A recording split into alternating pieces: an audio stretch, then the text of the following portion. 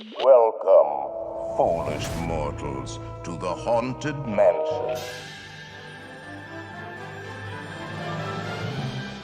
This week on the show, we're going to be talking Halloween Horror Nights news and Knott's Scary Farm news, as well as reviewing Boysenberry Festival and Knott's Berry Farm. You're listening to episode 127 of the Theme Park Duo Podcast. Prepare yourselves for an unforgettable encounter. Hi, and welcome to the Theme Park Duo Podcast. Grab your park map, churro, and hop in line with us as we take you on a coast-to-coast adventure through the world of theme parks, haunts, conventions, and more. Now, here's your hosts, Nikki and Gabriel. Hello, everybody, and welcome back to another fantastic episode of the Theme Park Duo Podcast.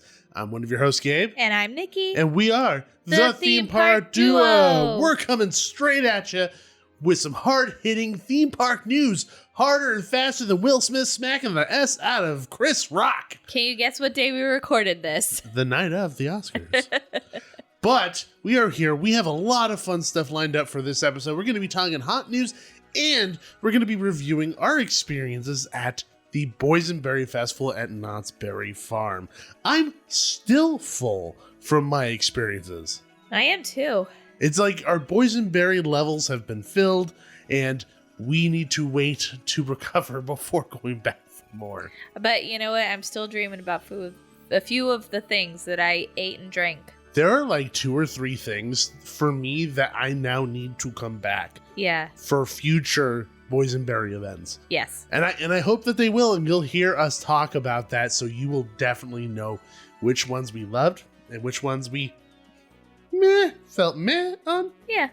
That's the best way to describe it, because not everything was bad. Like nothing was bad. Yeah, it was like liked or loved, really. It was like liked, loved, or or but that's okay. You'll understand. Huh? You'll understand. You'll get it all. Yeah. But before we do any of that, make sure you guys go over to iTunes, leave us a 5-star review, or leave us a review in general. It greatly helps out the show, raises the higher things, and makes it easier for everybody to find us and enjoy us like you guys are right now, and as well as check out the show sponsor, DRNXMYTH. All you have to do is check out the link in the description of every episode. There's a link that says buy drinks, and especially if you like fresh made cocktails directly at your doorstep. So let's waste no more time and jump directly into Haunting Headlines.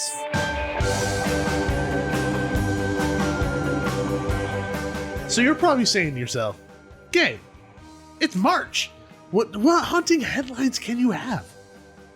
How much news can there be? Are there new pieces of wood stacked up behind the parking structures at Universal Studios Hollywood? Did somebody take a peek at one of the tents in Orlando? No, we have much more than that for you today. Oh, yeah. HHN Nightmares released their speculation maps V1 for Hollywood and for Universal Studios Florida. And even their version 1s are usually like kind of okay, like 60% maybe. Yeah, they're pretty dang good. Yeah. Usually it's things that are kind of loosely described. Yeah. And then end up getting more refined as you go. Yeah. Every now and again you'll have 1 or 2 that are just plain wrong. Maybe they're a red herring of sorts, who knows. Yeah. But most of the time, these spec maps are really, really accurate. These early ones, a little leeway there, but still, they end up being very, very accurate. Now, I do want to give a quick shout out to the Terror Talks, because we actually were on that podcast as guests talking about the speculation maps. So we're going to be giving our general thoughts on the speculation maps here, but if you want to hear an in-depth conversation about the spec maps from Orlando, or rather just about Hollywood, because that was our perspective. But we touch on the Orlando. Yeah, we touch upon the Orlando ones for sure. But check out the Terror Talks, because it was a very, very good conversation. But let's waste no time and jump directly into this spec map for Hollywood. So this is our first one. Yeah. So number 1, the first one up there is Universal Monsters, The Mummy. Yeah. Now, we have not been shy about our love for the Universal Monsters mazes in the past. Oh, yeah. They've been so good. I'm so bummed that I missed last year's, the Bride of Frankenstein one. Bride of Frankenstein was absolutely stellar on all levels. So I would be very pleased if this one stayed and whether it stays just the Mummy or if they add some pizzazz to it, like the Mummy in the 90s. Who knows? Who knows what they could do. You just want Brendan Fraser in this maze. Let's just be honest here. You want Brendan Fraser in the maze doing his thing. Let's just be honest here. You know what? I wouldn't be mad at it. But, it's like, I'm excited for this. Whatever spin they put on it, if anything. So. Every room is just him going, where's my dang coffee? Where is it? Just every room is that. Still haven't gotten the coffee. Still haven't gotten my coffee, guys. But what I do find interesting is that somebody posted online a picture of the facade, which this year, instead of going around the sound stages, down the pathway next to Transformers, you're going to be entering on the opposite side. So on the back side, where the exit usually is? Yeah, where the exit usually is. Now I believe the last maze that did that was the ice cream clown maze. I forgot this. Forgot the name of that maze. I remember the name of the clown. His name was Sweet Licks. But I think it was literally Clowns in 3D. I think that's literally what it was called. It wasn't a music maze? Like an no, artist maze? Slash did the music. Yeah. But it wasn't a music maze per se, no. Okay. So that was the last one I remember entering on that side. Everything else has been on the opposite side of the soundstage and of the Mummy building itself. But somebody took a picture of the facade, and the facade's structure is very, very similar to the structure and layout of the Museum of Antiquities from the Mummy film from the 90s. Yeah. Was it 90s? Was it like 98 when it came out? I have no clue. But the Brendan Fraser Mummy movie, it looks very, very similar.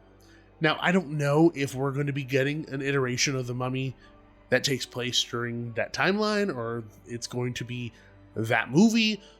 I don't know. I mean, it would be cool to see that movie. But I do think that based on the track record of what we've seen Horror Nights do from last year to prior years, they're gonna do. It's probably gonna be classic Mummy with their own spin. Yes, that's my guess. So, regardless, super cool. Very excited to see the trend of Universal Monsters films get turned into mazes continue this year. Next maze is Killer Clowns from Outer Space, which, if you remember, that actually was in the space where the mummy currently is speculated to be. So it is completely gonna get like a new layout. It's gonna have to. Yeah. It's moving up by Waterworld. Yeah, so it's sorry, I was reading the map. Yeah. Well, okay, so Gabe is not going in order. Gabe is not going A, B, C, D, E. Oh, sorry, I went A to E because I'm excited. So I was looking for the letter B. Fine, we'll go to letter B then for you. Okay, spoiler alert, Killer Clowns is E. But we're going with B right now because that's what sane people do. So letter B is the Evil Dead. Well, everybody knows I'm not sane, so I don't follow the rules. That's podcast true. Ending. Because, follow the rules, you have to finish the podcast before it ends. But okay, moving on. We all know you're going to finish the podcast. At some point. At some point. Okay. No, right now. right now. Yeah, okay. Evil Dead. Yeah, so Evil Dead is another speculated maze. So if you guys have seen the spec map, the logo that they're using is the logo for the remake film that came out, I think like 2018 or 2019. The one with the female cast lead, and it was directed by Fede Alvarez. So that is the font, that is the logo that they're using. I don't know if that is going to be that version of that maze because we have gotten that in the past. Yeah, it would be interesting to see. Like you said earlier, that could just be a choice made by HHN Nightmares. Yeah, so it'd be interesting. But I enjoyed the Evil Dead maze when it was at Halloween Horror Nights, so I wouldn't mind seeing it come back. There's been enough space and time. What am I talking about? Doctor Who. There's enough time in between then and now for me to kind of appreciate it now as it's coming back. Yeah. So the next one after that, C, will be Scarecrow, and that actually is a maze that will be in the spot where Haunting of Hill House was in 2021, which is behind the Curious George parking structure. Now, again, they're using a logo / font / treatment that is the same treatment and logo that was used for Scarecrow the Reaping at HHN 27 in Orlando. Now, whether or not that is going to be the same maze or not, or inspired by is up to everyone's interpretation at this point because nobody really knows. Yeah. You know, whether or not this is a Scarecrow the Reaping maze, or it's just a Scarecrow maze, or it is a maze taking place at a farm that has scarecrows. But, you know, like sometimes these speculation maps have names for mazes that are loosely attached to the theming of whatever the maze could be. Yeah. You know, you never know. So if it is Scarecrow the Reaping, that is really exciting because that was our favorite house at 27. Yeah, no, we loved it. So I would be happy if that came over here in whatever way. And it kind of something that kind of makes me think like it might be the one from Florida is that, spoiler alert, we're going to talk about this next, but Florida has one of our original mazes. Curse of Pandora's Box. Curse of Pandora's Box on their speculation map. So maybe they're doing like tradesies. Swapsies. So who knows? We'll see. It would make sense. I mean, like if you both have those mazes already set up and have like every piece that goes with it and the layouts, it would save you money just to swap mazes. And actually, I don't hate that idea. I actually really like that idea. Because we like Orlando mazes and wouldn't mind seeing a few of them over here. Not even that. I think it's a service to the fans. Yeah. Because, you know, sometimes people can't make it to both events. Exactly. And the thing is that, like, yes, they're both Halloween Horror Nights events. They're under the same umbrella. They're under the same name, all those things. They could not be more different. Yeah. They're so drastically different. So if there's a maze in Orlando that you and I really wanted to do, like, say, Beetlejuice, and we didn't get it here, if they swapped and said, hey, you get Beetlejuice this year, and then next year we get blah, blah, blah, blah, blah, blah, blah. That's fantastic. Yeah. I love it. It wouldn't happen with Beetlejuice because that's an IP, but more original mazes. Yeah. So, totally cool with that. But we'll see. The next one up on the list is The Weekend, which is also over behind the Curious George parking structure.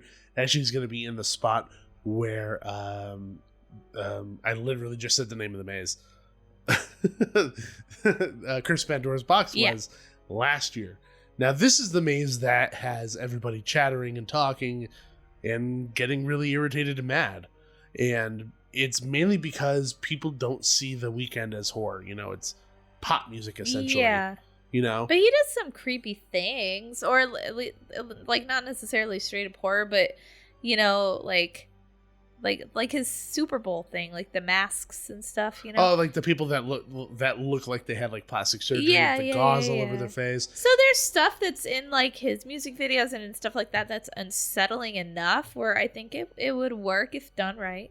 Yeah, you're 100% right. There is enough stuff that is unsettling for it to work. And I think people have an issue when they're faced with a potential IP or a potential maze that isn't classified as horror to them. Yeah. You know, people tend to fight back on those things pretty regularly. And to put it simply, they need to calm down. Yeah.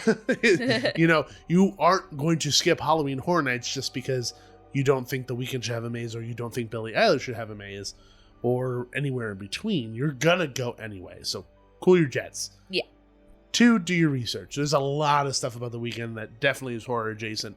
And mazes at Halloween Horror Nights don't have to be straight horror every single time. No, they don't. They can be a horror adjacent. I mean, let's be honest.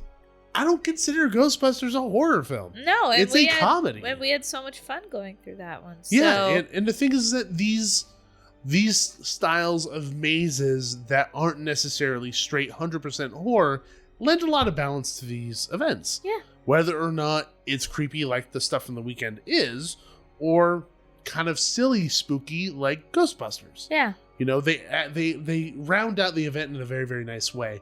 So I'm personally excited about The Weeknd, especially after seeing because I had to do my research a little bit. You know, I don't know The Weeknd very well. We don't listen to that type of music really. Well, I mean, I listened to The Weeknd, but I didn't know visually about his style. Yeah.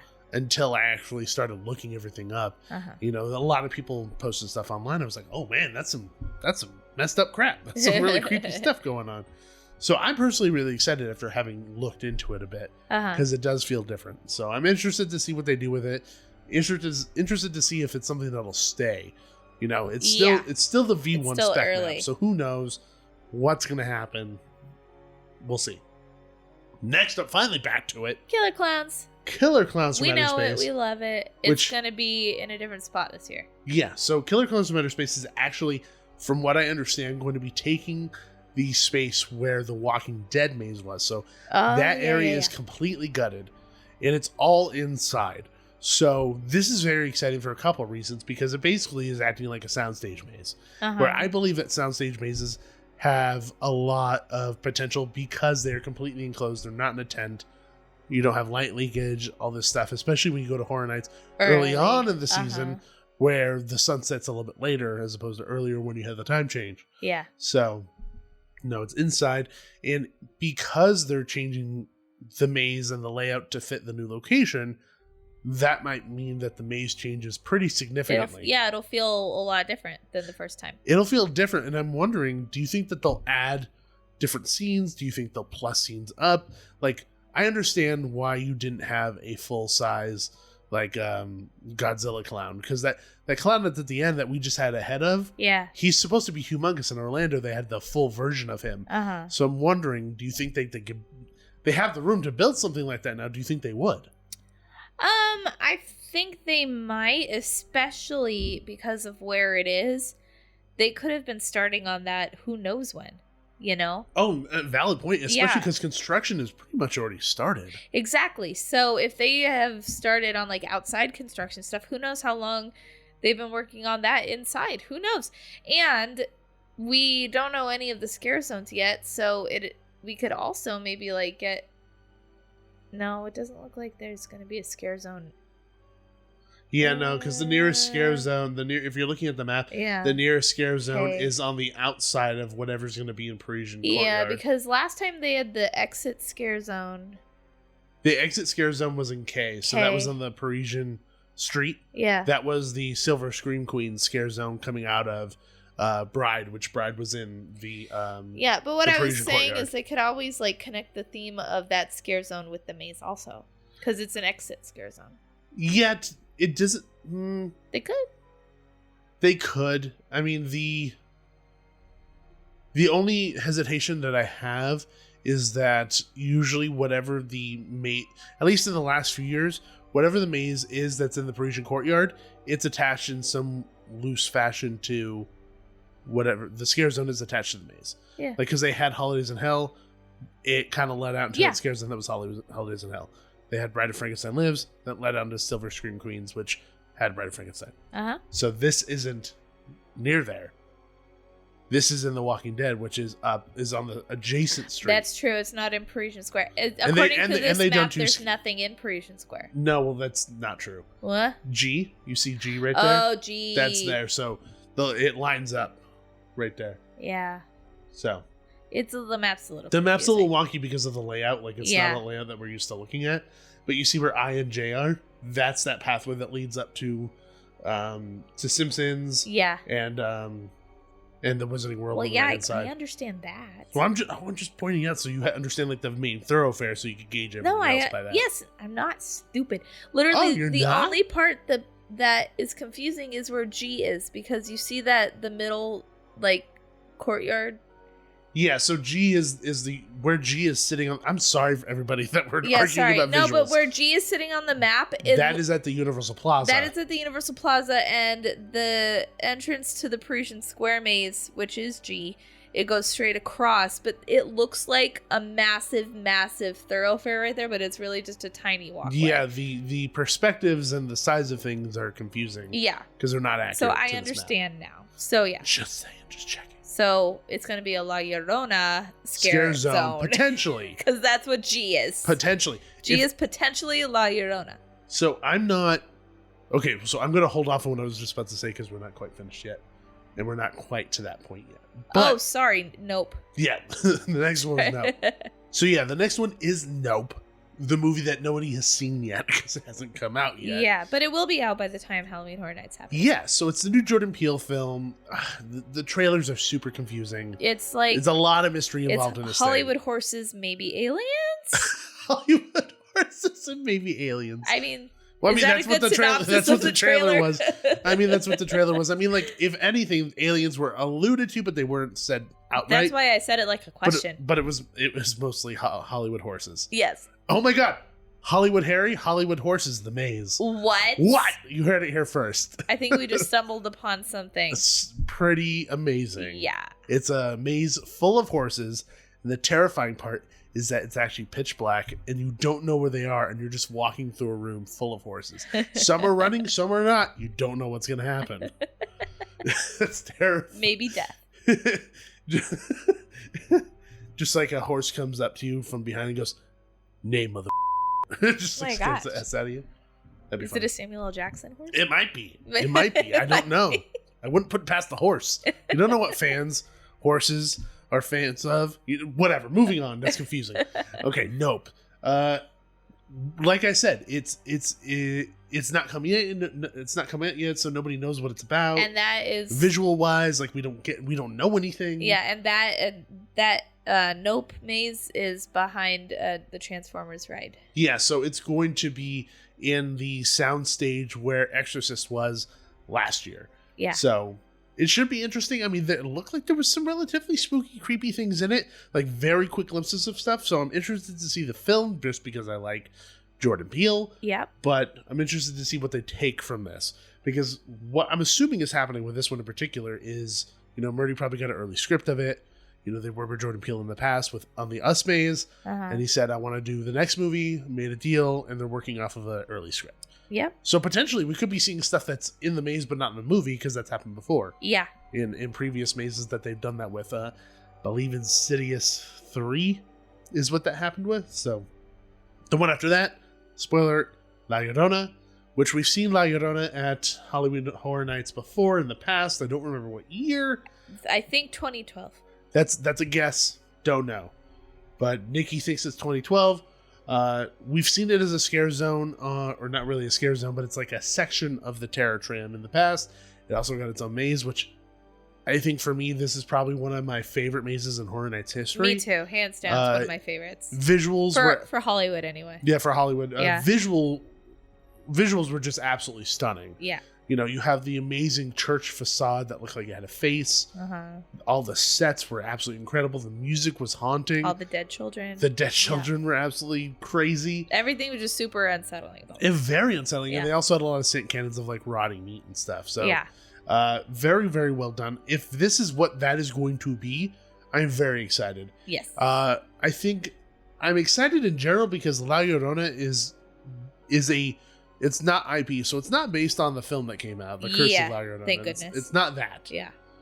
It's its own general idea that they're creating like they have in the past, to my understanding.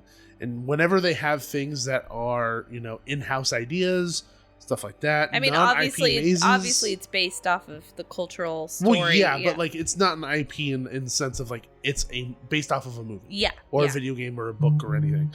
It is based off of the folklore. I'm always excited because they don't really have a box around them. They can do whatever they want. They're not beholden to a script or a story or anything. General story with this kind of stuff, but they could always do their spin or take on it. So I'm always really excited when they have original mazes. This is one of those. So we'll see if it's the one that we like or if it's a new version. I wouldn't be mad if it's a new version at all. I would not. So I'd be interested to see what that's going to be. And like we said, that is going to be in the Parisian Courtyard. It's literally listed right underneath it. Parisian Courtyard. It's tiny writing. And that means it's potentially going to have a scare zone. So this is what I was going to say. So in the past, those scare zones have been, associated with whatever the theme is for that maze. Yep. So what if they have a scare zone that is based off of Hispanic folklore creatures? Yeah, that would be cool. You could bring back El Cucuy. You could have the Chupacabra. You still have La Llorona. You have a lot of those really fun creatures in Mexican folklore. It'd be really cool to have a scare zone like that. That'd be awesome. I can already imagine the music being pretty cool too. So very high energy.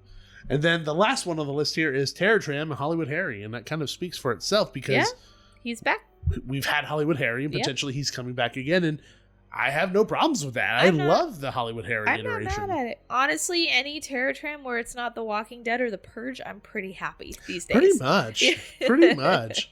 I mean, I really like the idea of Hollywood Harry because he's tied into the history of the park in a way, and it feels loosely like its own kind of icon. Yeah. Sort of. You know, I dig that for Hollywood, especially because we don't have anything like that. And I think I just kind of like am grasping at straws and hopes, you know, for stuff like hoping that. it catches on. But I'm okay with that theme. I'm okay with that happening. I know a lot of people tend to be kind of weird when it comes to the Terror Tram and it not being good or just kind of tired of it. Yeah. And they feel like it's kind of the same thing every time with different wraparounds. Quit your belly aching and enjoy walking around the Bates Motel. That pretty much sums it up for me. Yeah. that sums it up exactly. So that kind of wraps up the speculation V1 map for Hollywood. And let's move on over to Universal Orlando. So first up on the spec map for Orlando is Universal Monsters, the Mummy versus the Wolfman. So they're also following the footsteps of their previous maze, which they had the Bride of Frankenstein Lives.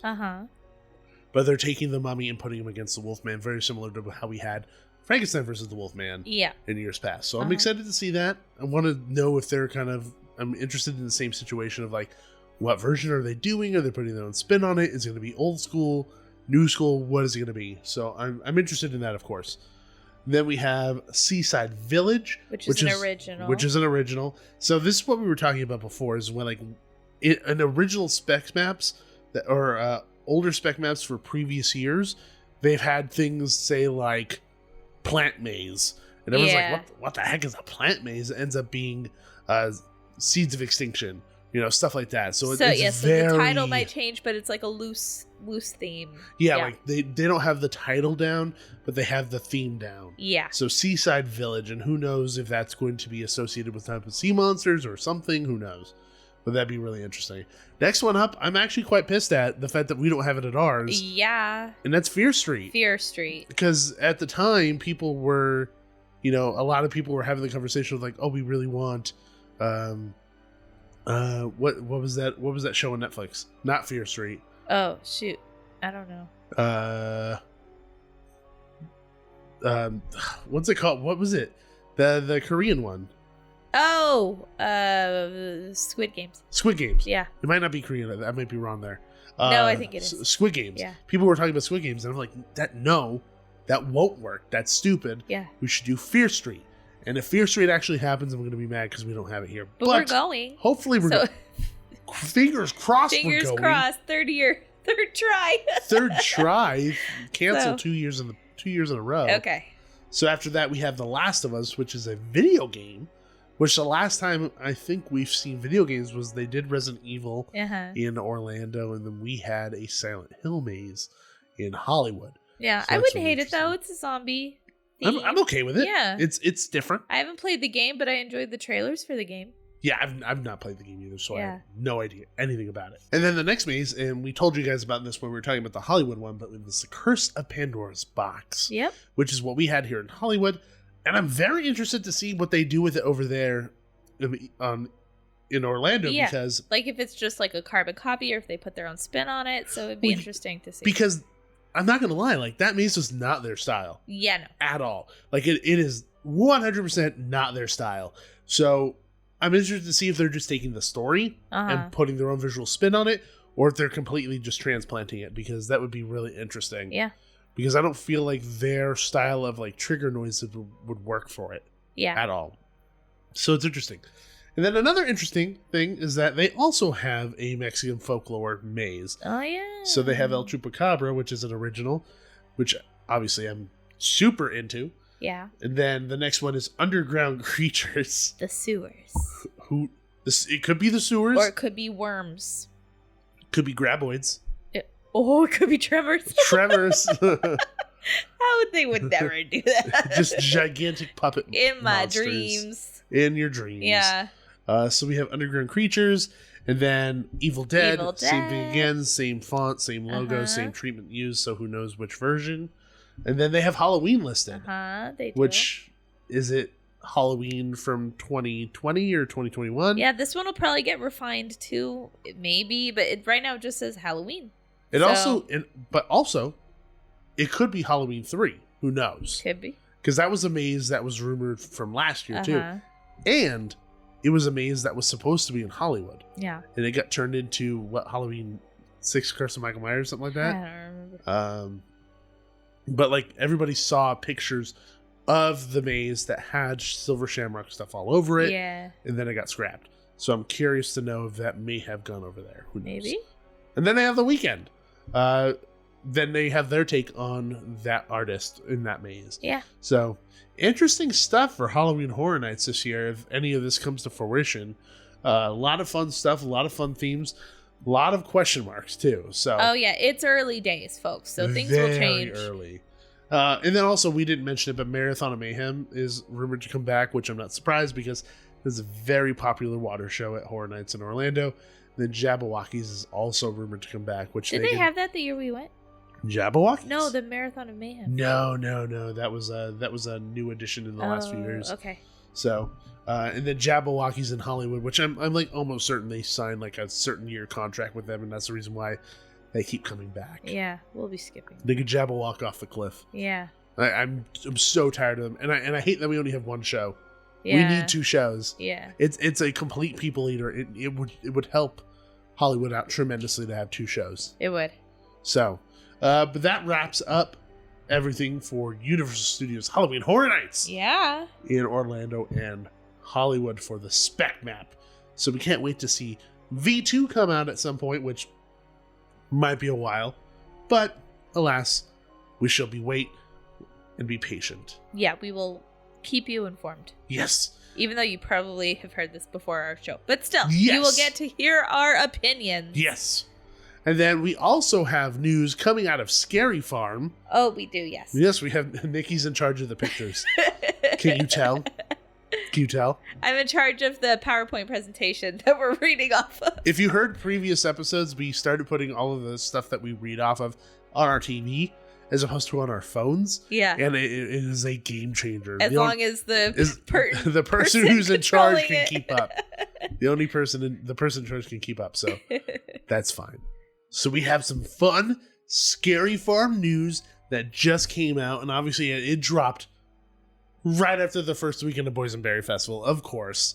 And we have the official dates for Scary Farm 2022. Yeah. So the select dates are September 22nd through October 31st. So that's usually, weekends, obviously, some Thursdays. There's even a Wednesday thrown in there. What? Right? A Wednesday? A Scary Farm on a Wednesday sounds amazing. It does.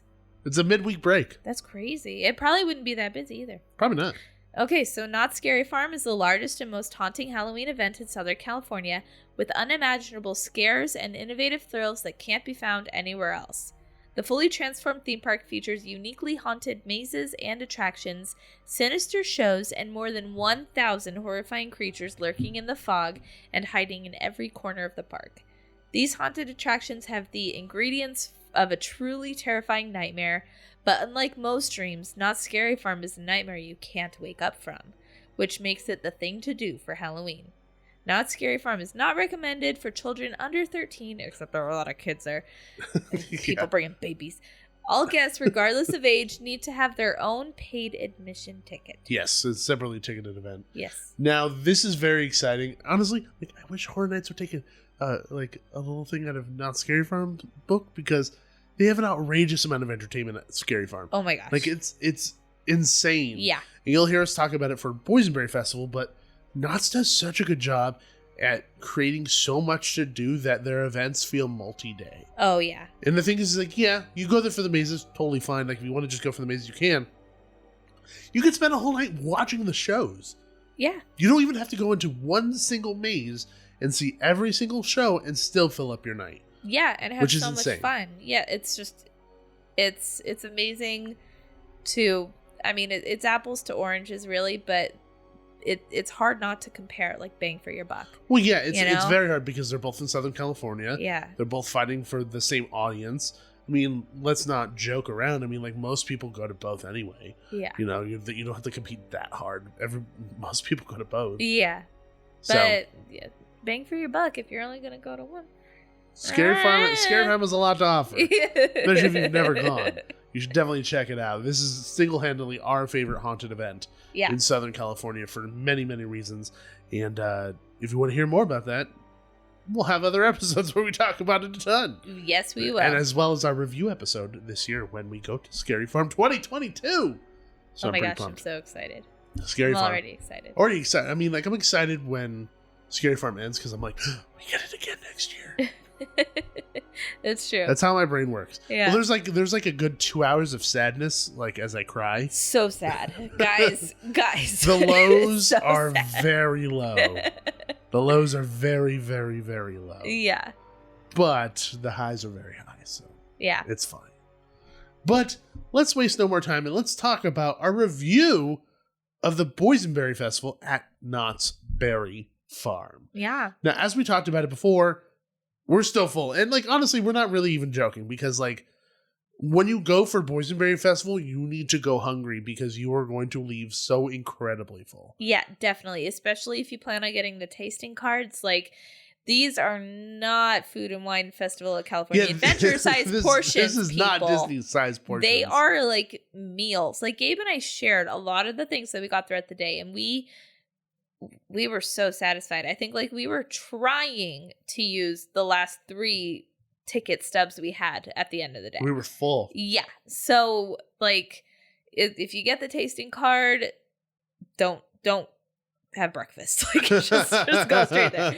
So Just yeah. eat all of your meals at Knott's that Yeah, just day. eat all your meals at the park. Yeah. You know, have a boysenberry cake for breakfast. Nobody's judging. No Nobody's judgment-free judging. zone, everybody. You want a mudslide with your breakfast? Go ahead. Oh, good God. I that don't even know sounds if they serve amazing. them that early, but still. I mean, they should. Yeah, anyway, it's like, you know, just have a boysenberry day. Yeah, have a Boysenberry day. So Boysenberry Festival is going from March 18th to April 24th. So it has already started, but you still have plenty of time to experience it. Yeah, and we highly suggest getting the tasting card. Yeah. Because that is the best way to get the most bang for your buck, as well as, you know, being able to pace yourself throughout that day.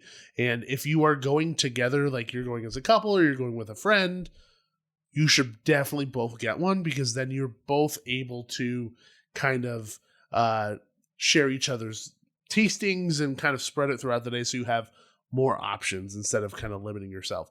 Because each tasting card comes with about 6 tastings and they're around $50 plus tax. And then if you have a season pass, you get a season pass discount. Yeah. Which we got ours around $48. Yeah, it was like 48. After tax. 48, After tax. yeah, end of the day. So definitely recommend it. And it comes on a nifty lanyard, so you wear it around all day. And they have the tabs, and you break off the tab and you hand it to the people when you want to switch it up for a tasting. Yeah. Which one thing that I really wish they brought back was during the pandemic, it's still going on, during the heat of the pandemic, like the thick of it all, where they had the tasting events, they changed from like a tab to scannable. Yeah.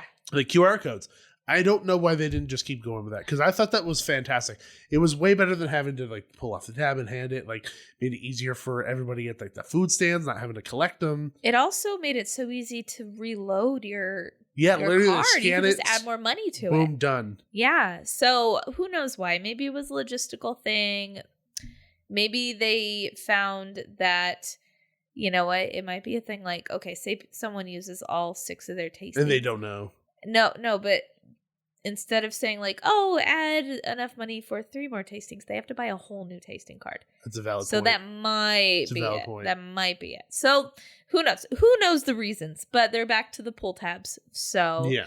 and we highly suggest to study the map of where all the foods are offered, and not just the foods that are on the tasting cards, because they have a lot of boysenberry goodness that is available, but it's not like on the tasting card option, so you have to pay separately. But there's still some stuff that you might not want to miss, like boysenberry pizza, Yeah. boysenberry fun bun bites, or whatever they were. As an example, like you said, there's the boysenberry fun bun, fun bites, all that stuff.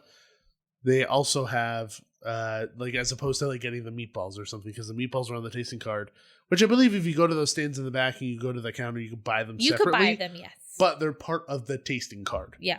So, big tip. This is a tip from us personally, and this is how we feel. Some people feel differently. But if you're going and you have your 6 tastings, don't waste your tastings on alcohol. Yeah, don't. Just buy the alcohol outright and use it on the foods. Because for us, that feels like kind of a waste. Uh-huh.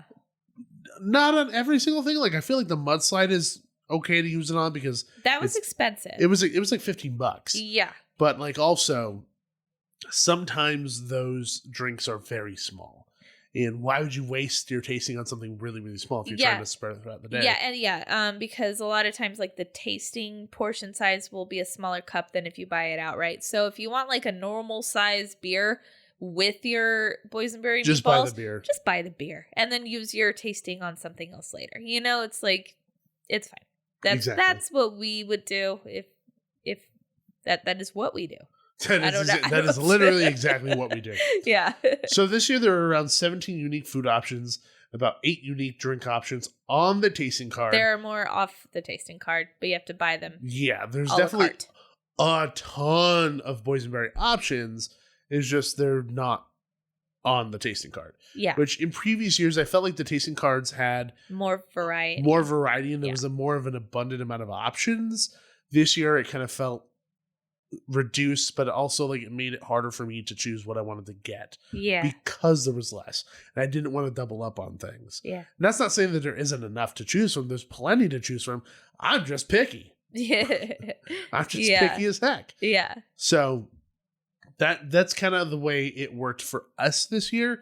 Other than that, I mean, like it's fantastic. I think that the tasting card is a really good value. Yeah, no, we had a great time. And we didn't feel like we were missing out on anything. No, you definitely don't miss out on anything at all. Yeah. So let's waste no more time and jump into talking about the food that we had. So we are going to give you a list of every single food and drink that we have throughout the day. And we'll tell you what we think about it, whether we think it's worth trying or not, and what rating we gave it. Because if you head on over to themeparkduo.com, you can see our article. You can actually look at it as we talk about it now. Yeah. So if you want to head over there now, while we're talking about it, you're listening to this, themeparkduo.com, you'll find the photos. First one is the Boysenberry meatballs, and you can see a photo of it as we talk about it. Yeah. So, as I said, the Boysenberry meatballs, this is a classic. This is the one that I'm going to have every single year of Boysenberry Festival. And you know what? I always have a bite of it too, even though I don't eat red meat. Yeah, you don't eat red meat, but you absolutely love this. They're so good. The only reason why you don't have your own plate full of it is because you'll feel ill. And they come on a bed of mashed potatoes. With Boysenberry barbecue sauce. It's so good. I love Boysenberry barbecue sauce. We usually leave with a jar. I'm really mad that we didn't. We bought one for your dad. We bought one for my dad, but we didn't buy one for ourselves. You have to go back. And I'm surprised we didn't even buy the jam for ourselves either. I literally like 2 weeks ago, I said that I wanted. I know. I thought about it when we got home and I was mad. I was mad. But, alas, take a step back from the sadness of not having it for ourselves at home. But we gave this a 10 out of 10. It is a classic. It is so good. It's so good. And it's a pretty hearty helping. So, small side note. It should come with 3 meatballs. They are relatively good-sized meatballs. Yeah. But if they give you 2, tell them. Yeah, it's give me my 3rd meatball because that happened to me. Yeah. It came with 2 and I was like, it's supposed to come with 2. He goes, no, 3. And I'm like, well, I only got 2. And I didn't just shove one in my mouth. No, I didn't lie. I just said Boysenberry barbecue sauce dripping down my face. And I had excuse me, sir, I can't hear you with a meatball in your mouth. So yeah, for us, this is a classic go-to 10 out of 10. Yeah. The next one up is the trio of sausage with peppers and onions and Boysenberry Polenta. Now, Nikki, this is the one that you got, but obviously we shared everything. Trying everything. Yeah. This one was good. Yeah, the sausage was good. The veggies were good. The polenta was fine. It just nothing really like screamed Boysenberry to me. Like it was Boysenberry polenta, but it could have been more. And when you're at Boysenberry Festival, you want Boysenberry to be shouting in your face. Yeah. Every single meal. Yeah. So when it doesn't shout, it's a little slightly disappointing. It was a solid dish and a very generous portion. It was really big. we clearly didn't finish this we didn't finish it. Because it was like the first thing of the day. We're like, whoa, we can't stop ourselves right now. Slow down real quick here. But it was decent. Yeah. But it just wasn't Boysenberry enough. Yeah, I feel like the Boysenberry flavor could definitely be turned up a notch. Yeah. But other than that, very tasty. Next one up and into our mouths that's on our list is the Boysenberry Pie Bar. This was so good. This was one of the few desserts we had throughout the day because most of the stuff we had was savory. Yeah, this was like the last thing we got of the day too. It was like nighttime. In fact, we had our last 2 tastings, and it's the same place where we got the meatballs in the back, which is a brand new area called Boysenberry Lane. We'll talk about that later. Yeah. The same booth had the mudslides and stuff. So I was like, I was just gonna go get 2 mudslides because what we heard was also pro tip: places sell out of the yummy things. So you might want to, if there's something you really really want to get it early in the day, because by like 1 or 2 they might start saying like, oh, we've run out of pie bars for the whole day. Which is kind of what they said to us. That's what happened to us, because I was in line at the bakery too. Yeah, I was in line at Ghost Town Bakery, and as I was waiting in line, a team member came outside and she's like, just so everybody knows, we're completely out of the Boysenberry Pie Bar and a few other things. So I was pretty disappointed because I really wanted to try it. Yeah. So at that point, you and I were like, screw it. We'll just go get 2 mudslides in the back. And so as I was about to hand them my ticket, they started putting out the pie bars. I was like, no. Yeah, like I want the pie bar. I want the pie bar. Yeah. So we got one, thankfully. So like Nikki said, make sure that you are prioritizing what you want so you don't face a situation like we did. Yeah. Because that would suck. Because the pie bar was absolutely stellar. It was so good. It was so freaking good. It had that tartness of the boysenberry and the sweetness of the boysenberry with that nice crumble sweet top. And the crust was absolutely fantastic. It was buttery, crispy, crumbly, super good. Highly suggest. And also a big portion. Like if you look, it's falling off the plate. Yeah, it's so big. It's a very big slice of Boysenberry Pie Bar. So, what's the next one up? The next is one of my favorites. Honestly, it was so good and was delightful. This high up on your list? Yeah.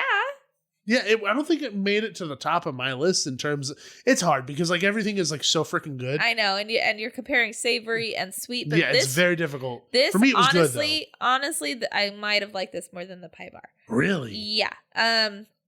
Gabe wrote the article, so he gave it 1 point lower than the pie bar because we did it out of a scale out of 10. You agreed with all of my ratings, by the way. You proofread this article. I know, I wasn't going to change the ratings. I don't care that much. I told you to change whatever you want. Okay, well, anyway. Sure seems like you care. I'm just telling the people my opinion. So this one was the Boysenberry Mousse chocolate cake, and it was an absolutely delightfully gorgeous tiny little cake that it was still a good size though. Yeah, it was definitely a good size. It was purple with sprinkles, and it was a light purple mousse with chocolate cake on the inside, and it was just super yummy and like just satisfying. It wasn't too heavy. Yeah, it was definitely not heavy. It was light and nice. It looks like it has a mirror glaze on it almost. Yeah. You know what I mean? It was very pretty. Yeah, it's very, very pretty. Very satisfying to look at. Very satisfying to cut into. Oh, yeah. Because there's like layers. Satisfying. There's like dark purple, then light purple, and then chocolate. Yeah. So the inside itself is almost pinkish. Yeah. Which, if you're taking boysenberries and mushing them up, you know how they're going to turn things pink first before they go like full purple.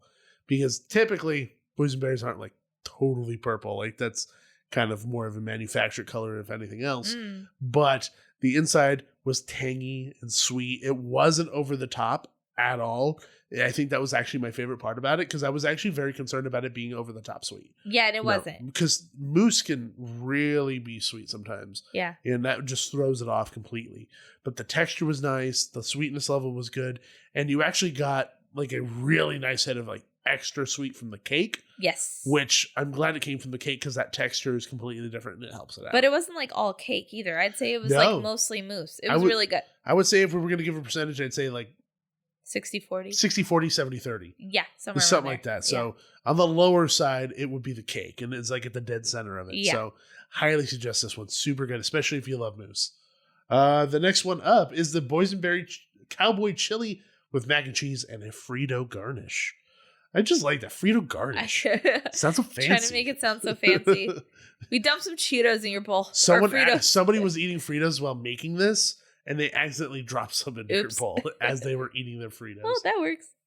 So this, I'll be 100% honest with you guys, because I'm always as honest as humanly possible. In the years past, I've not liked any of the mac and cheese options. There's been something about the mac and cheese sauce. There's been something about the noodles, the seasoning. Something was just never hitting quite right for me. And I've never really liked the options for mac and cheese. So I was extremely hesitant about this one. But somebody told me, who felt very similar to me about previous years, said, you should try it because it's really good. So I was like, okay, I'll give it a shot. Hesitant, but I'll try it. To my surprise, it was actually really damn good. Yeah, it was tasty. I felt like the cheese sauce was completely different than this year for the mac and cheese than it hasn't been in previous years. Yeah. Which for me made a huge difference in how much I liked it. And then the boysenberry flavoring in the chili was very mild, but it did lend a lot of sweetness to that chili, which worked really well with the savoriness of the meat as well as the mac and cheese that are mixing together. And then that crunchy Fritos adds another layer of texture too, which is really, really nice. Can't go wrong with Fritos. So we got that over by the Wilderness Dance Hall, which the Wilderness Dance Hall has beer and wine tasting as well. Inside. We did not do that this time around. No, that's kind of like a second visit thing for us. Yeah. But you can go inside, you can do flights. They also have other easy finger foods and stuff that you can get there, like pretzel bites with cheese and stuff like that. Yeah. So you can easily head on over there.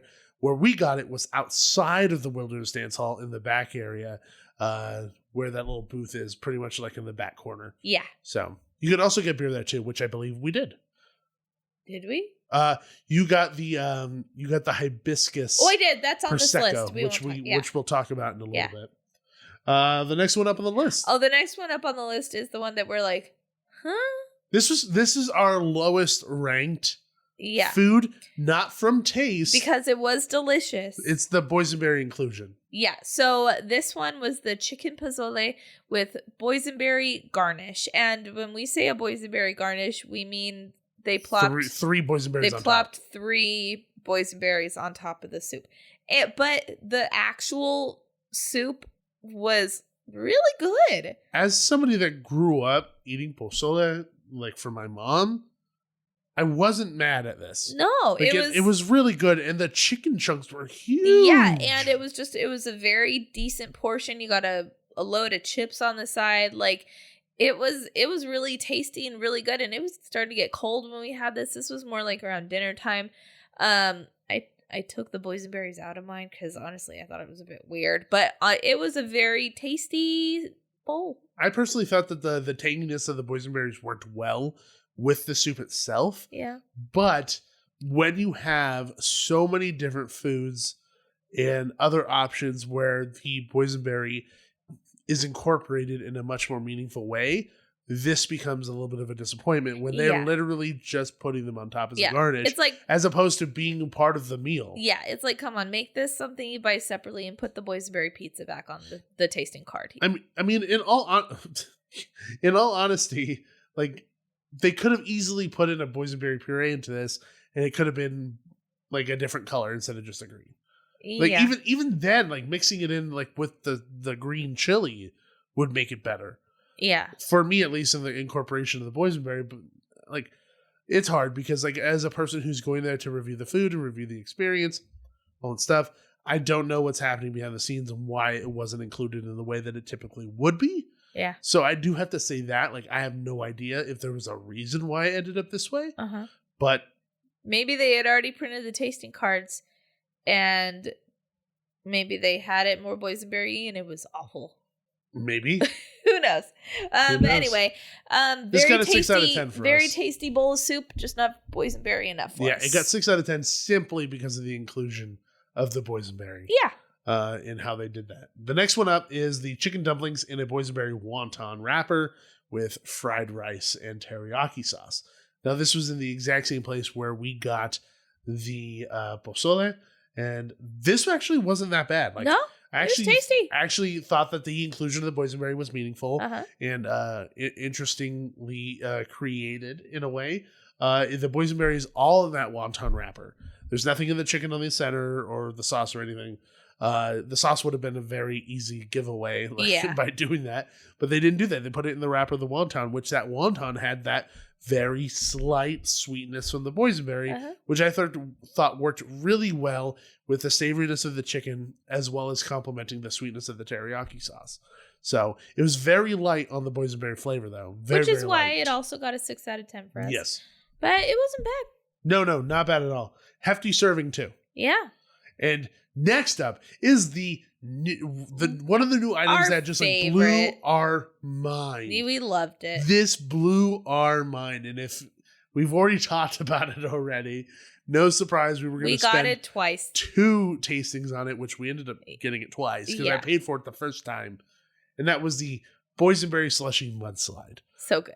So this might be slightly misleading by calling it a slushy, because when I hear slushy, I think like An icy icy. 7-Eleven Slurpee, Yeah. something along those lines that has Tasted that more like a icy. shake.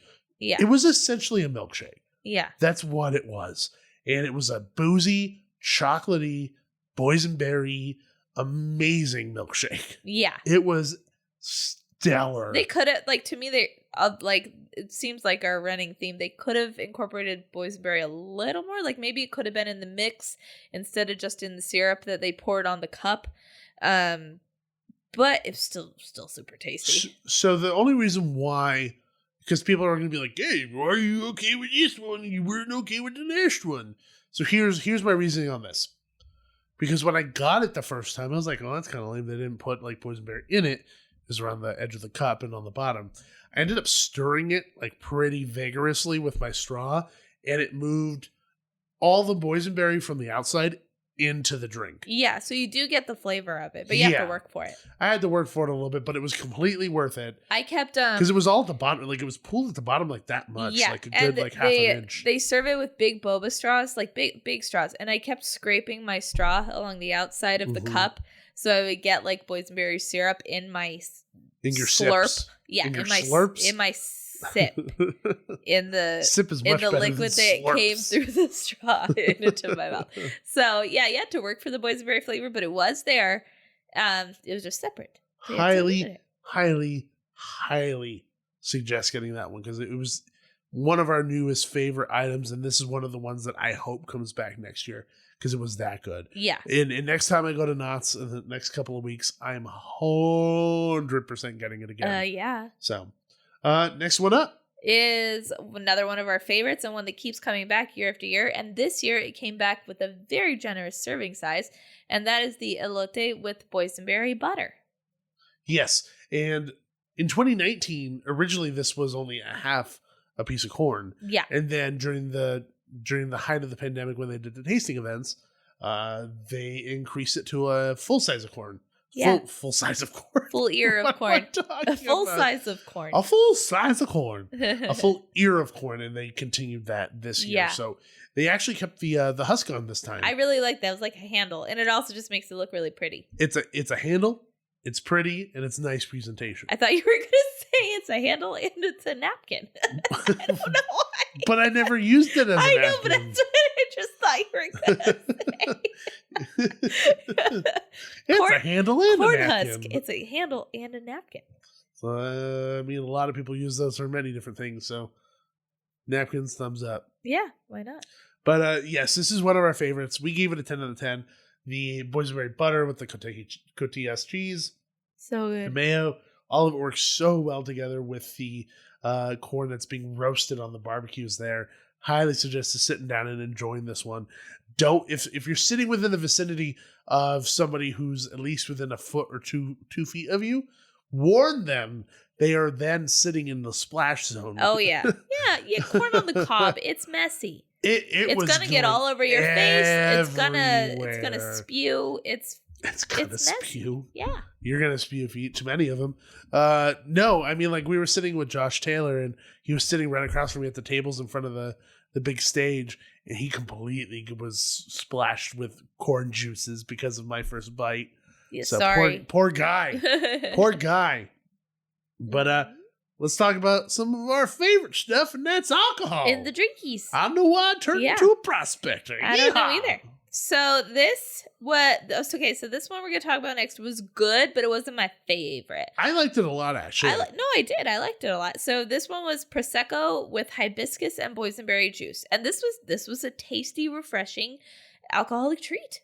It was great. It was very refreshing, actually, and I think that's the reason why I liked it so much. Especially because the day that we went to Knott's, it was actually pretty hot. It was a toasty day. I'll have to say the picture you used on the website. Your hand makes it look like a tiny, tiny glass. I mean, it was a small drink. But it wasn't that But my hands small. are huge compared to that drink.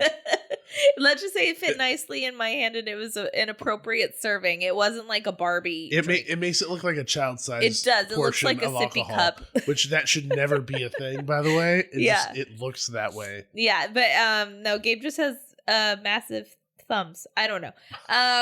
My thumb does look extra meaty in that photo. I'm not quite sure why. Okay, but well now does. you have to go to the website to see this picture of Gabe's Of thumb. Gabe's abnormally large thumb. No, it and palm. was just super refreshing and tasty. But let's move on to our favorites. It's boysenberry beer and seltzer. Honestly, seltzer I think was new this year. That ish needs to be bottled or canned or something. Oh my gosh. It needs to be sold in stores. It was so freaking serious good. talk right now. I'm a seltzer drinker. You know, White Claw, Truly, whatever. This was the best seltzer drink I've ever had. And okay, it's probably not White Claw like 100 calories. I don't know how many calories it definitely was not 100 calories after that thing. But I tasted it. It was not 100 but calories. it was so good. How did you feel about the liquor content of it? Like, was it strong? Because I had like a sip, but you had the whole thing. Did you feel like it was relatively strong? Okay, comparable? I'm in a weird place in life right now, and don't laugh at me. I don't know what's going on with my body, but I can't handle alcohol like I used to. Nikki had 3 White Claw Surges, which is about 9% alcohol, and I had the worst hangover ever the next day from 3 White Claws.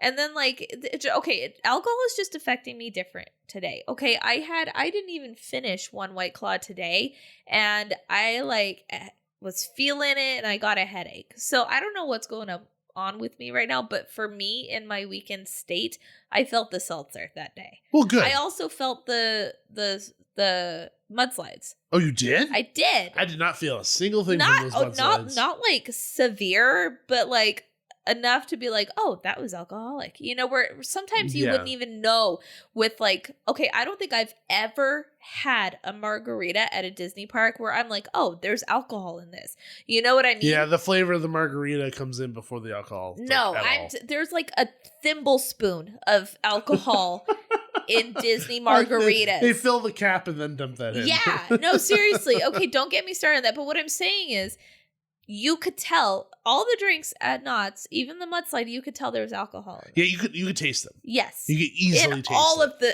In all of the drinks. I mean, thankfully the Prosecco is Prosecco, Yeah. so you can't really hide it. But no, and that is something least I meant to point out with the Mudslide is because a lot of those pre-mixed drinks in those machines don't have a lot of alcohol. You look at those and you're like, that looks tasty, but I'm not going to feel that. You'll know you're drinking alcohol with that. I mean, it won't get you buzzed or anything, but you'll feel it. Well, it got Nikki buzzed apparently. I am having problems right now. I don't want to talk about it anymore. Everything was tasty and alcoholic. So it's good. As we were saying, seltzer, super good. Highly recommend trying it out. Very boysenberry. Yes. Like, out of all of the new things, this was the most boysenberry thing. Yeah. Other than shit that had boysenberry on it. like the pie bar or something. And then the boysenberry beer, classic. Some of you get it at Knott's all the time. Yeah. So maybe don't use a tasting card on it because you can get it any old time. Just buy it outright. Yeah. But that is something I get every single time I go to Knott's is a boysenberry beer. And if you have the opportunity, mix it 50-50 boysenberry beer, boysenberry cider. Yeah. Super good. But honestly, I was a big boysenberry cider fan. I would get the seltzer over the cider these days. Really? It was so good. Wow. That's a big good. statement it there. Was. I'm shocked by that. I really liked the seltzer. I really liked the seltzer. I did. Oh my goodness. But that is all the food that we ate at Boysenberry Festival. Pretty much all of that was on the tasting card. All of that was on the tasting card. We bought one I bought the Boysenberry beer, I bought the seltzer, Yeah. and I bought one Mudslide, but we had 2 Mudslides. Yeah, but no, I'm saying we didn't buy anything food-wise that was not offered. Yeah, on the we didn't buy tasting any card. food. Yeah, we for simply this trip, ate we off the- stuck to the tasting card, Yeah. and we were full and satisfied all day. I think a big part of that is wanting to see what we can get and how we feel at the end of the day, just using that. Yeah. You know, and it is a good deal. If you're looking at the prices of dishes and stuff like that, it makes a lot more sense to get the tasting card than it does to not get the tasting card. Yes. And by doing that, it saves you a little bit of money, and then you could use that on souvenirs, because Knott's always does a very good job at making sure that there are some value items you can get. Uh-huh. Yeah, every single year, they've done a fantastic job in the merch department of doing a combo shirt pin purchase. So this year, you can get this year's Boysenberry Festival event t-shirt where it has Snoopy with a wheelbarrow full of boysenberries with Woodstock sitting on top.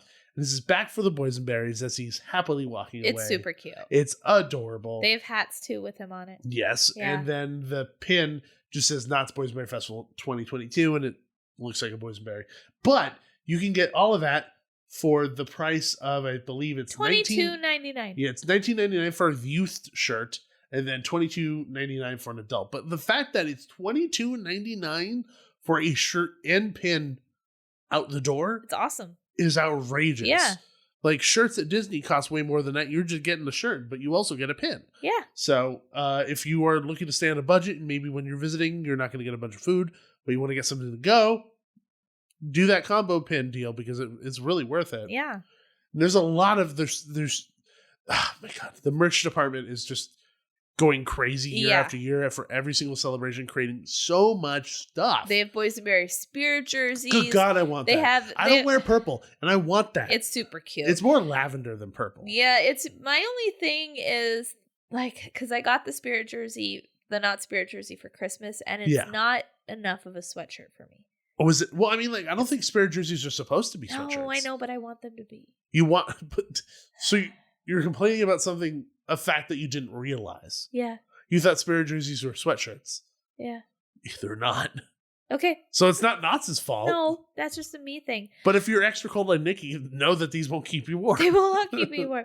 Anyway, moving on. A Boysenberry festival design that they always use is Snoopy hugging the Boysenberry, and it's one of my favorites. I mean, he's so happy. He's so cute. And so they have kids shirts with that on them. They have things up the wazoo. They have these purple the plushes. They have plushes. They have purple they had the black Knott's water bottles for Halloween. Yeah, and they had the red ones for Christmas. They have the red ones for Christmas. They have purple ones for the Boysenberry Festival. They have so many cute merch items this year. Yeah. So, I mean, you really can't pass up on those things because they're so cute and so much fun. And Knott's has been doing a very good job at making sure that there's a lot of options for merch, which I like. Because for me, like, when it comes to going to an event, you want to remember the event when you go. Yeah. You don't want just a general Knott's t-shirt. I want whatever event I go to. Uh-huh. There happens to be a Boysenberry Festival. You have so many options from that. And one thing that I know that we talked about at Knott's, because we actually had the opportunity to talk to a gentleman who's in charge of like the games at Knott's, is one of the things that they're trying to do is to incorporate Knott's Berry Farm in-house IP and things recognizable to Knott's within the game. So it isn't just merch now where you're getting recognizable Knott's Berry Farm things. A souvenir. You're getting souvenirs from games too now. Yeah, because I mean, I know all of you that have been in Knott's before, like, especially in their boardwalk section, they have all of those fun games that people love playing, but you always win, like, you see people like giant tigers, an Elmo, or like Pokemon. Yeah, things that are just general, like, toys that you would find at a carnival or anywhere. So, but now if you go through, like, they still have those generic prizes. I think they're trying to phase them out, but they have Bowser sleeping on Nikki's lap. Our dog is having a dream, and he's dreaming right now, and he's barking in his sleep. So if you hear that, it's Bowser dreaming. Yeah. Okay. They have like characters now that they're slowly incorporating as prizes. Like they have characters like the coyotes. Yeah, they're coyotes from the Berry Tales attraction. Berry Tales game. So they have those as prizes. And Gabe and I played a air quotes game over in the new section. Game. It is a game. It's a game, but you don't have to. Everybody wins. Everybody wins. So it's great for kids, because sometimes there is that disappointment, if you do like the water game or, throw the ping pong in the ball, there's always that chance you won't win and there's disappointment. So if you're listening and you have a little kid and you want to surefire way to get them a prize at a game, go to the new section of the Boysenberry Lane section of the park that's over by Ghost Rider, and they have a booth where you pay either $6, $12, or $15 to play the air quotes game, and you win the prize associated with how much money you paid. So 6 is small, 12 is medium, 15 is jumbo. 15 is the cutest prize I have ever seen at the park. So 15. So it is a plush slice of boysenberry pie with a smiley face. It is so cute. So of course we paid $15. We played the beanbag game and we won our plush, and it is now our daughter's pillow, and she is currently hugging it in her sleep. We're looking at the monitor right now. So it's the cutest thing ever. We bought it for us and now it's hers. So yeah, I mean, like, this is where we end up having that conversation with the gentleman who runs the games and prizes and stuff. And he was talking about wanting to incorporate more stuff, and not just Boysenberry Festival, but every other celebration that happens at the farm, which is super exciting. And this one in particular, I actually think it's a really good idea to have games like this, like you said, like, because inevitably there is that level of disappointment for kids. If they don't win, they don't get the prize they wanted, they go home disappointed. But now they pay a price. They may not know that it's you win every time. Like, if you don't tell a little kid, like, hey, you're gonna get a prize regardless. Yeah. They're gonna think they won because they're gonna think they got it. Because even the people working there, like the group in front of us, was a mom with her kids, and the cashier lady wasn't like, okay, what do you want? She said, obviously they wouldn't say that. They're better trained than that. Yeah. But she said, what prize do you want to buy? She said, oh, okay, and what are you gonna be trying to win today? So she was acting like it was a real game. Yeah. And so if you have little kids, they might not catch on. But even then, like, even when we were playing, she was still keeping it up and like talking about the game and how we were almost there, how much time we had left and all this stuff. She still kept it up, and that was really cute and really fun. And the smaller prizes, I think, were like a donkey that looked like Brutus and other things like that. Yeah, they were super cute. They were all, very, very every prize range item was super cute. Very. And I just love the concept of this. And I love that they're at least incorporating something different into the games. And, when somebody leaves the park and they have won something, now they have that item to remind themselves of that event. Yeah. And that game and that time spending at the park. And that whole new section is super cute. Boysenberry Lane. Oh my gosh, it's so cute. Because originally that section of the park would only really be open for Haunt to get to those back 4 mazes. But for Merry Farm, they extended it too, and they had food and drinks and places to eat and everything, photo ops. And the same thing with this. Boysenberry Lane has different booths to go to buy items. They have the... they moved the Boysenberry plant the whole Boysenberry plant has like a whole new shopping area in the back. Well, what am I trying to think of? It's like the booths that aren't Knott's booths, but they're selling other like craft booths. Yeah, they have craft booths. They have a photo op back there with Whittles, who has it's super cute. Boysenberry all over his face. They have walk around stilt characters who are dressed up as chefs. At night they have barrels with fire pits on the top of them, and that, I mean, it kept me warm. I was cold by that point. Yeah, and they were just super cool. They were super cool. It was like someplace you just want to hang out. It was awesome. It was nice ambiance, nice vibes. It was just a nice addition. Yeah, I like that they're extending the park out there and actually making it something that people can enjoy. I just really, really enjoy that. So, other than that, they also have the Tied Up in Knots art show at the Factory Store, which is right next to the Knott's Berry Tales attraction. And in this store, you'll find a bunch of art from local SoCal artists, all of them celebrating the Boysenberry and Knott's history. And for us, this is always a major stop because, 1, we love to support local artists. 2, you get such a unique piece of art celebrating the part that you love. Yeah, and like a lot of them are so stellar. There's one that I wanted to buy the original. Yeah. And it was one for Mystery Lodge. It was just it's so cool. Gorgeous. And they have prints, so you don't have to spend like $100, $200, $300, $400, sometimes $500, $600 depending on what it is. For an original piece. You could pay $5, $10, $15, $20 for a print of those things. So we left with 2 prints. We did. And one of them was Boysenberry treats. Yeah, so it was different treat options, that they have. The elote, the meatballs, like all this stuff. Very stylized. Yeah, very stylized. And it's in our kitchen, in a frame, right next to our Disney treats little picture that we have. So now we have both parks represented. Yes, we do. And then we also got a big print of just kind of like... It's a rendition of the park map. The park map, but with like lots of Easter eggs and fun things on it. Yeah, so that was actually done by our friend Sam Carter. Absolutely fantastic artist. Definitely check him out.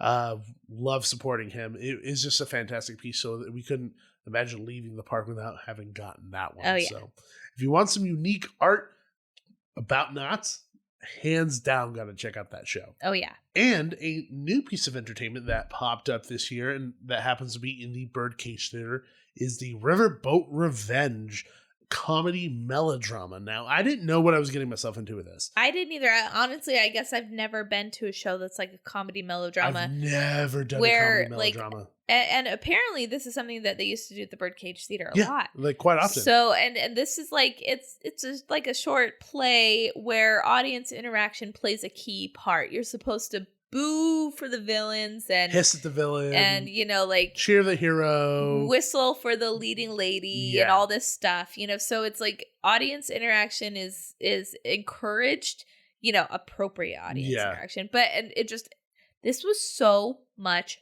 fun. I think that if you have a rowdy audience like we did, it'll make it 10 times better. Oh yeah. If you have like a quiet audience that really isn't into interacting, I think it'll make it a little lame and a little awkward. A little bit. But yeah, so I hope all of you, if you go to see this, you have a good audience.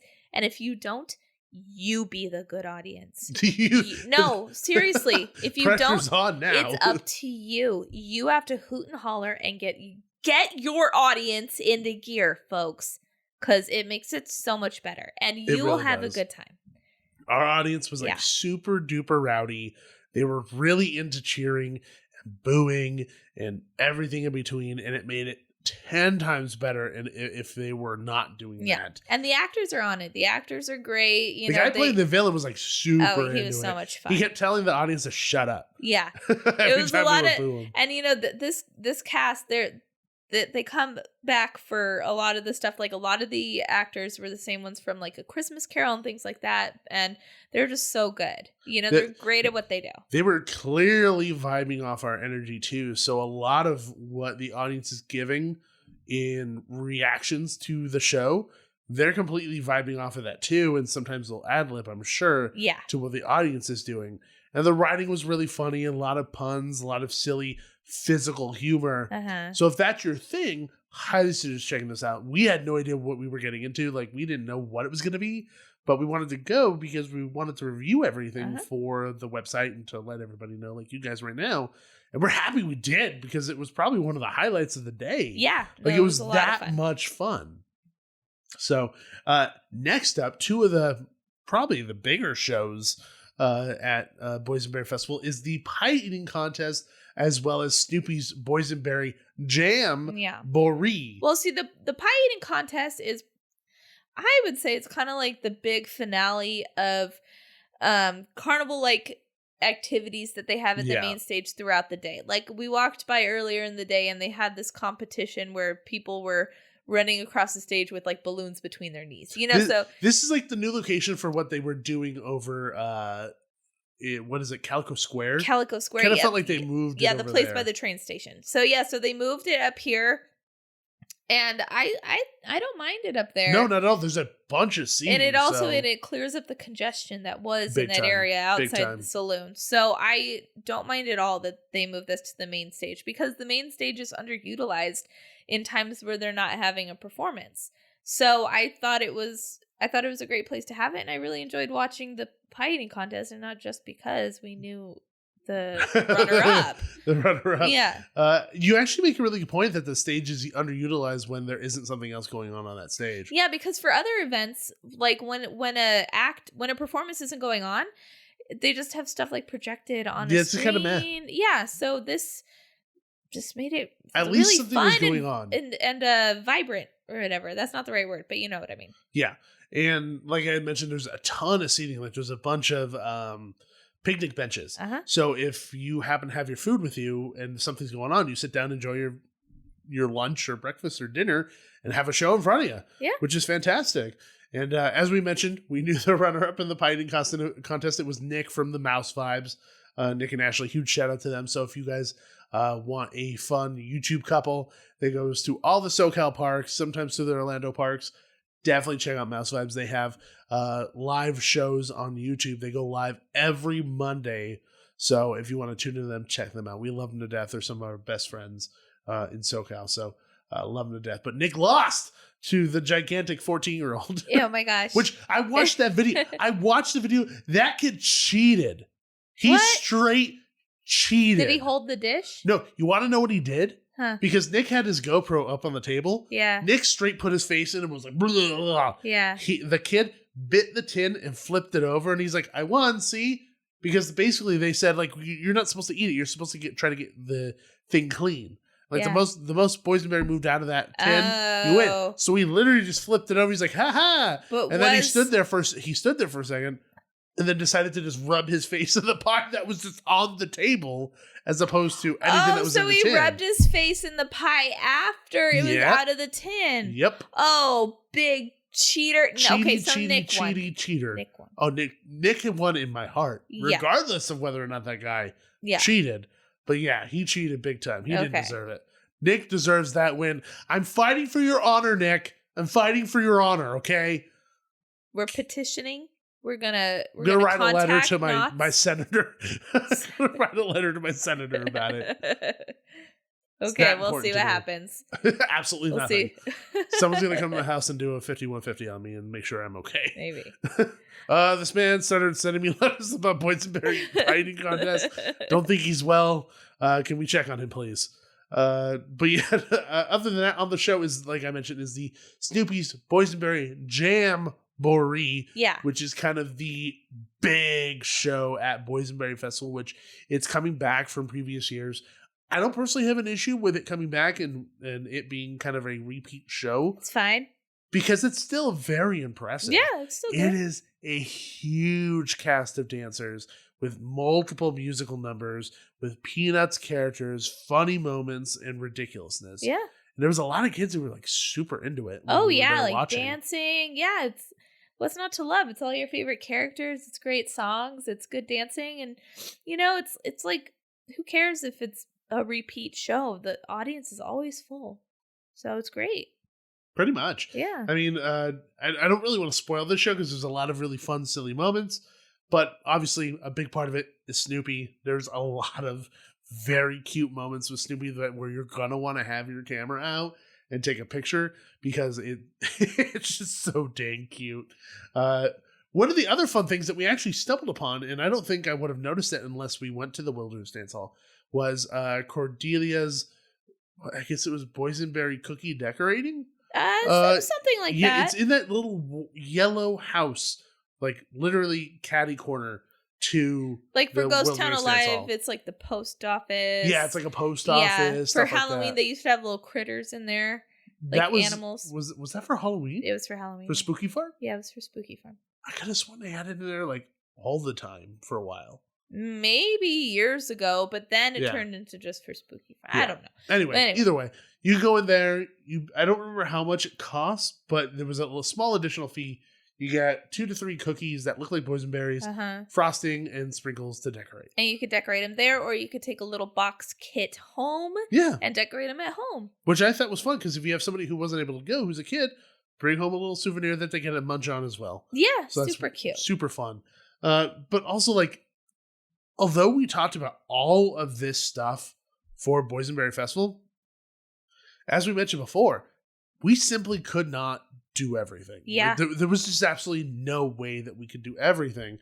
You know, we walked by Knott Radio, but like we didn't stop and listen. And Knott Radio is probably one of my favorite newest additions to all the Knott's events. Yeah. Because they switch it for every celebration.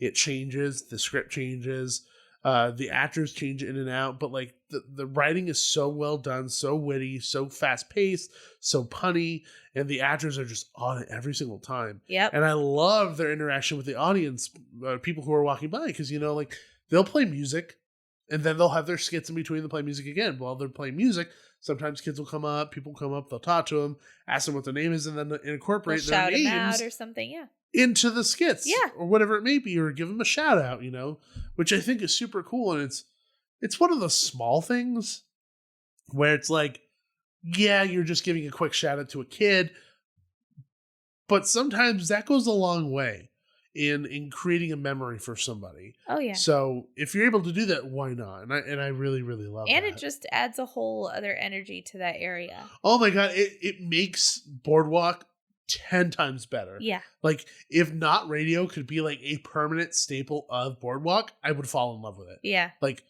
immediately, because I think that it totally changes the vibe. Like, significantly. There's also the Knott's totally tubular 80s dance party, which I believe is in the ballroom by Boardwalk Barbecue. Probably. And they actually have TVs in there that play old Knott's commercials. Oh, that's like, fun. On repeat, which is super duper cool. Really sad to get to check this one out, so that's going to be on my list of things to do next time I go. But I really, really enjoyed that. And as we mentioned previously, got to go back for the beer and wine tasting. Of course. At Wilderness Dance Hall for all the craft beer. Maybe you can take home a bottle of your own Boysenberry wine, things like that.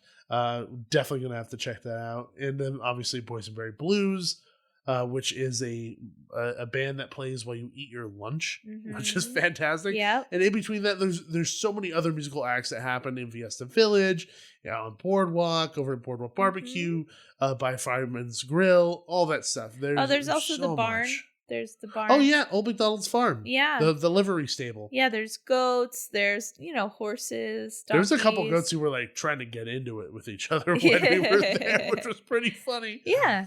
Yeah, and then you see the horses, and then you also see either Brutus or whatever the other donkey's name is. I never remember what the other donkey's name is, but the other one was there, not Brutus. Yeah, it's a girl donkey. It's a girl donkey, yes. So that's always really cool to go in there, and I think I've said this on the show before, but Knott's always does a very, very good job at having experiences that are either hands-on or just not in the typical type of experiences for kids and families. I always feel like going into the livery stable is like one of those things where, you don't typically get to have that kind of experience at a theme park.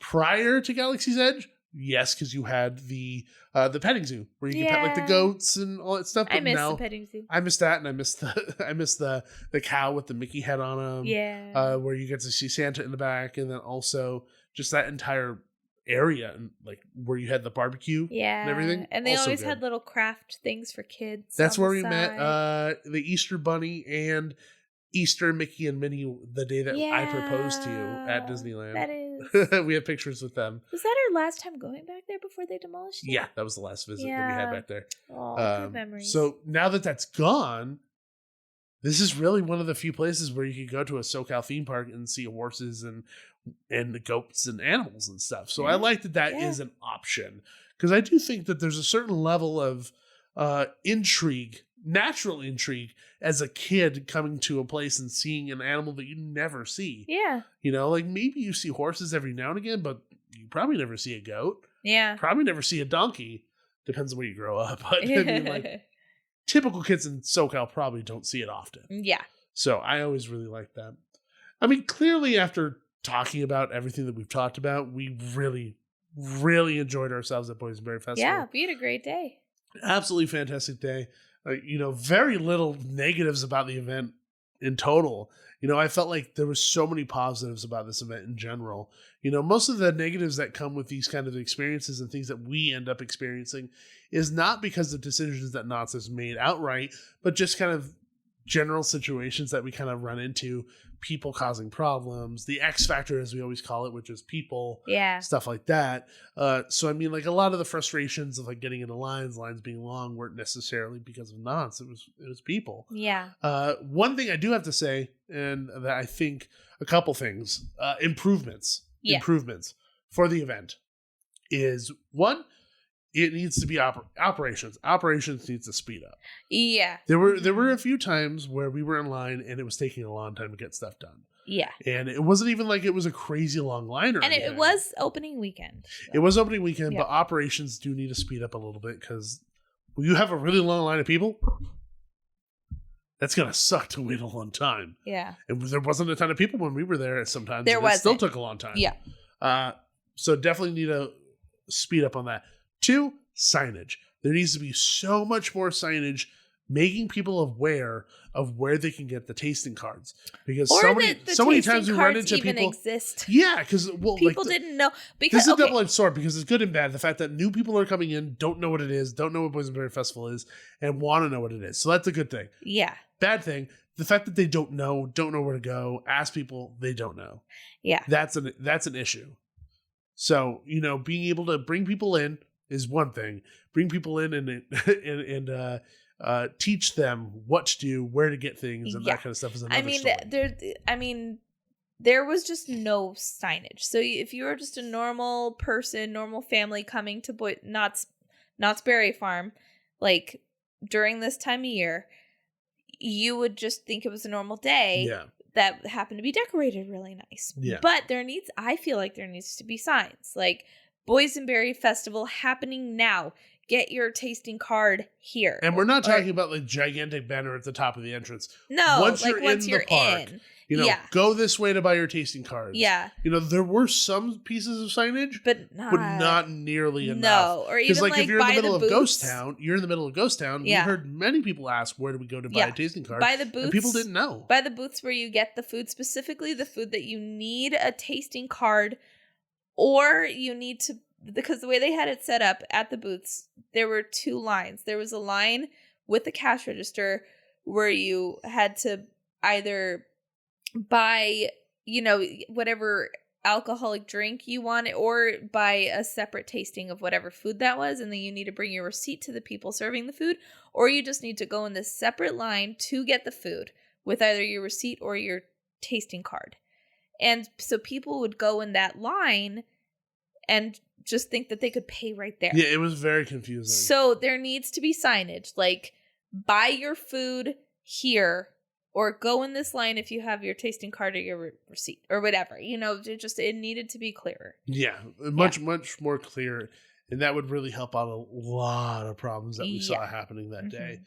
But other than that, those are really the 2 big things that we really wish could change, and probably will change in the coming days of the event, because obviously there's still so much more time left in this event. Oh yeah. So there's plenty of time for them to adjust, which inevitably they do, because every year is a different story and stuff like that. So they'll probably adjust and make things better. We didn't talk about Camp Snoopy, and that was because we really didn't spend a ton of time in Camp Snoopy. No, we walked through it. It was packed. It was a busy day when we were there, and we didn't have Aaron, so we didn't stay. No, we took a picture with Snoopy, which for a very short period of time he's wearing his Boysenberry vest, so he's very cute. Super Soon cute. He'll be changing into his Easter outfit where he's Easter Bunny Snoopy. Easter Beagle. Super cute. But then there's also a kids show back there called The Music Goes Round and Round. Oh, which has been around for a while, but it's still a very cute kids show. Definitely. Where it include a lot of music and dance of Snoopy and Peanuts characters. So if you have kids, they'll probably love that show. Which we caught very briefly. There's only so much I can handle of it. I'm not going to lie. But yeah, that's our review of Boysenberry Festival. Everything we ate, everything we experienced, what our thoughts were on it, pluses positives and negatives and everything in between. And we can only hope that this really tremendously helps you out in planning your trip. Maybe things that you want to try, things that are new that you didn't want to try, now you want to try it because we heard us talk about it, or things now that maybe you want to use your tasting card on something else. Who knows? Yeah.